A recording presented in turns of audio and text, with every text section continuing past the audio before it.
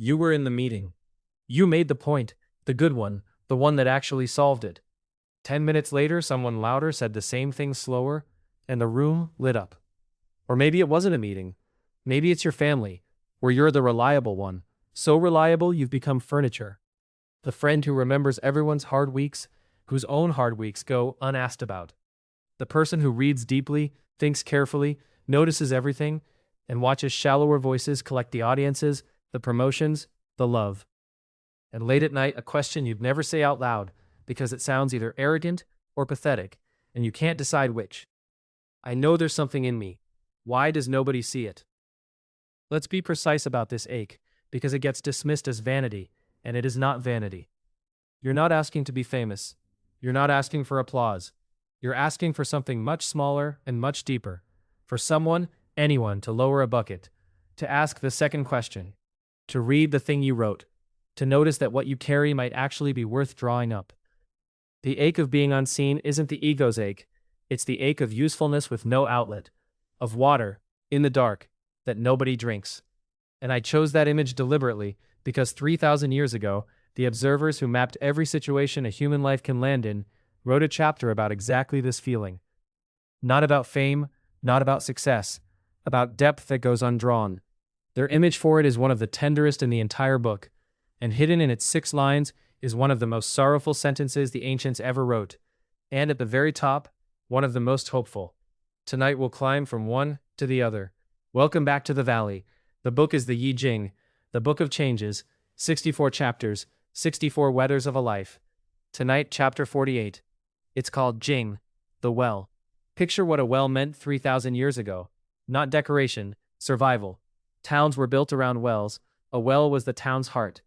And the ancients noticed something strange and permanent about the relationship between the two. The judgment opens with it paraphrased. The town may be moved. The well cannot be moved. It neither increases nor decreases. Generations come and go, and draw from the well. Markets relocate, dynasties fall. The town can pack up and rebuild itself a mile away chasing better trade. The well stays where the water is, unchanged, unimpressed, neither more full on busy days nor emptier on forgotten ones. Hold that against your ache for a second, because the first medicine in this chapter is right there in its opening line. The well's fullness was never a function of the town's attention. Your depth does not increase when they finally notice, and does not decrease when they don't. What fluctuates, wildly, unfairly, constantly, is only the traffic. The ancients drew a hard line between two things our hearts keep confusing. What you contain, and who shows up with a bucket. One of these is about you. The other, mostly, never was. But the chapter doesn't stop at comfort. It gets specific. 6 lines, 6 conditions of a well, and somewhere in them, you may find your exact situation. I'll warn you now, 2 of these lines are going to sting before the climb turns upward. Being overlooked does not automatically prove that the water is deep. The water still has to be tended, tested, and given a way to reach people. The bottom line, the muddy well. No one drinks from a muddy well. No animals come to an old, abandoned well. This is the sting, so let's take it honestly. Depth left undrawn too long doesn't stay pristine. It silts. Bitterness is silt. The sigh of why bother, nobody listens anyway, is silt. Letting your skills rust because no one asked about them, silt. The chapter's first warning is that being unseen carries a real danger. And the danger isn't invisibility, it's what invisibility tempts you to do to your own water. Some people reading this have been unseen so long, they've stopped tending the well, and then the muddiness becomes its own reason no one drinks. The ancients aren't blaming you for the town's neglect. They're saying whatever the town does, the well's first duty is to its own water. The second line, the broken jug. The well is fine, but the jug leaks, and the water is wasted on shooting at minnows. Translation across 3 millennia, pouring your depth into places that cannot hold it. Explaining your best thinking to people committed to not understanding it. Giving your most careful care to takers. Spending your one wild insight in the group chat. Every unseen person knows this leak. The strange compulsion to keep offering water to the very people who've shown you their jugs are broken. The line's counsel is simple economics. Stop irrigating the desert that keeps proving it's a desert. The third line, the sorrowful one. Here is one of the saddest sentences in the book, nearly verbatim because it deserves it. The well has been cleaned, but no one drinks from it. This is my heart's sorrow, for the water could be drawn. 3,000 years ago, someone put into a divination manual the exact 2 a.m. ache you've never said out loud. You did the work. The water is clear, and the buckets don't come. The text doesn't scold this sorrow, doesn't call it ego, doesn't tell it to be humble. It validates it flatly as real loss. Good water wasted is a genuine tragedy, and it is right to grieve it. But read the line's ending, because it quietly relocates the problem. If the king were clear-minded, all could share the blessing. The fault, says the line, is not necessarily in the well. Sometimes it is in the king who hasn't looked. Sometimes, hear this, the water was never the issue. The issue is placement, advocacy, the clear-minded eye that hasn't yet passed over you, which means some of the shame you've been carrying may never have belonged to you. The fourth line, the well being lined. The well is closed for repairs, new stone walls going in, and for a while, no one can draw from it at all. The text verdict? No blame. Seasons of invisible self-work are legitimate. If you're in one now, studying, healing, rebuilding, the silence around you isn't the town's verdict on your worth. It's construction. The fifth line, the clear, cold spring. The repairs are complete. The water is clean, cold, and drinkable. Not merely potential now, but nourishment ready to be drawn. This line matters because it separates honest confidence from fantasy. The well has been tended, the water has been tested, and what it offers can genuinely sustain someone. Yet even here, readiness alone is not the finish. Clear water still needs a way to reach the surface. Now step back from the 6 lines and notice the thing hiding in plain sight through all of them. The object this entire chapter quietly revolves around, the rope. The judgment's darkest warning isn't about bad water. It's this, paraphrased, if the rope does not reach all the way down, or the jug breaks just before the water, misfortune. Almost. The bucket descends, gets within a hand's width of the surface, and the rope runs out. All that depth, all that clarity, and the connection fails in the last few inches.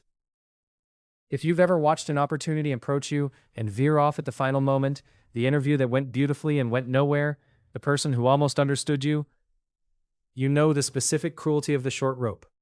And here is the reframe that changes what being seen even means. A well needs 2 things to give water, and they are not the same kind of thing. The water, your depth, your genuine substance, the part that neither increases nor decreases. The part you've spent your life filling. And the rope and bucket, the infrastructure of access, the means by which what's in you can actually be drawn up by another human being. Speaking up before the louder voice does, writing the thing down where thirsty people can find it, saying, actually, I've thought a lot about this out loud. Asking for the bucket to be lowered, which is not begging, it is engineering. Unseen people almost always have a water problem or a rope problem, and almost everyone misdiagnoses which one they have.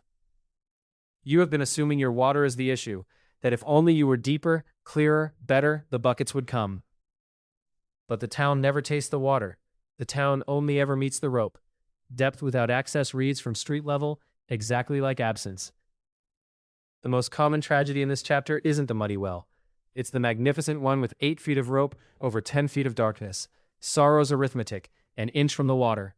Which brings us to the top of the well, and the line I promised you, one of the most hopeful in the book. The top line of a hexagram often carries a warning. Excess, overreach, the thing gone too far. Even perfection, as we learned earlier, tips into disorder. But climb to the top of the well, and the ancients give us something different. The final line, paraphrased, the well is drawn from freely, without hindrance. Do not cover it. It is dependable, supreme good fortune. No warning, no reversal. The well fully realized is simply open, uncovered, drawn from by anyone thirsty, generation after generation, and never running dry. The ancients reserved one of the very few unconditional blessings in all 64 chapters for this exact image, a depth that has solved its rope problem and now gives without gatekeeping, without depletion, without needing the town's applause, because giving water is simply what water in a well is for. And tucked inside that blessing is the answer to the fear underneath your whole question. The fear that being seen at last would empty you, that if the buckets ever really came, they'd take everything. The well says otherwise. It neither decreases nor increases. Real depth is spring-fed. It refills from below, from the practice and attention that kept working through the unseen years. A depth built only from applause can run dry. A tended inner source can keep renewing itself. Perhaps that is what some of the invisible years were, if you can bear the reframe. Not only exile, recharge. So the path this chapter draws is short and concrete. Guard the water from silt. Bitterness can ruin what neglect did not. Stop pouring into broken jugs. If you're lining the well, line it without shame. And then, the real work. Extend the rope. Inch by inch, say the thought out loud. Publish the thing. Let one trustworthy person lower a bucket all the way. If the water is ready, the remaining work may be those last few inches. The town that moves, the well that stays. One of the book's saddest lines, clear water no one drinks. And at the very top, one of its rare unconditional blessings. The uncovered well, drawn without hindrance, dependable forever. Next time we open the chapter that answers the question you ask with your fists clenched, waiting. Why everything collapses right when life was finally going well. The ancients put two chapters back to back, peace and standstill.